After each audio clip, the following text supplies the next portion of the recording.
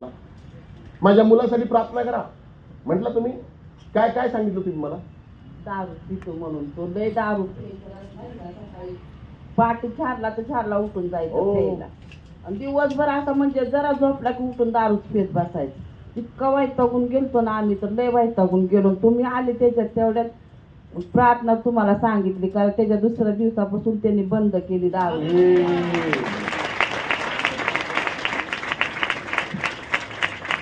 मी पाहिलं तुमच्या मुलाला, नाही मी कधी भेटलोय? नाही. काही संबंध आहे का? नाही. त्या दिवशी फक्त प्रार्थना केली की देव बाप्पा यांच्या मुलाची दारू सुटू दे, हो. त्याला बरं वाटू दे. मी काय सांगितलं तुम्हाला? तुम्ही ओबिडियंट आहात ना, सिंपल प्रार्थना करा. जे सकाळी 4 वाजता आणि संध्याकाळी 12 वाजेपर्यंत पिणारे पण सोडून देतील, कारण देव तुमच्या प्रार्थनेला उत्तर देणारा देव आहे. हो, come on sir, just think about it. Hallelujah. वीज ओके नाव.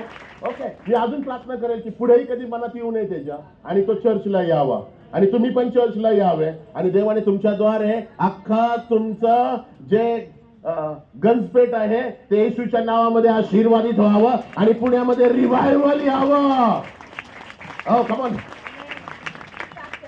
आमच्या जाऊबाईला ती आमची जाऊबाई त्यांची सून आली, त्यांच्या नाही का सुनाला मुलगा व्हावा त्याच्यासाठी प्रार्थना त्यांनी आल्या विश्वासाने तुमच्याकडे प्रार्थनेसाठी. मग तुम्हाला काय वाटतं, होईल का? होईल ना? चर्च काय वाटतं, होईल का?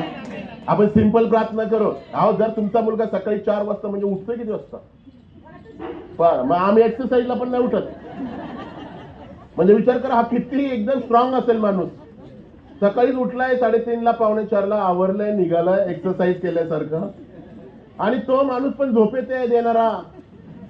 तो पण म्हणाला, कोण आलाय सकाळी एवढ्या? माझा हा प्रश्न होता अनेक वेळा. मी सिस्टरला विचारलं, बघा ह्या लोकांना सकाळी आम्ही नाईट प्रेयर कधी कधी करून घरी जातो ना. थांबा आंटी, थांबा. Night prayer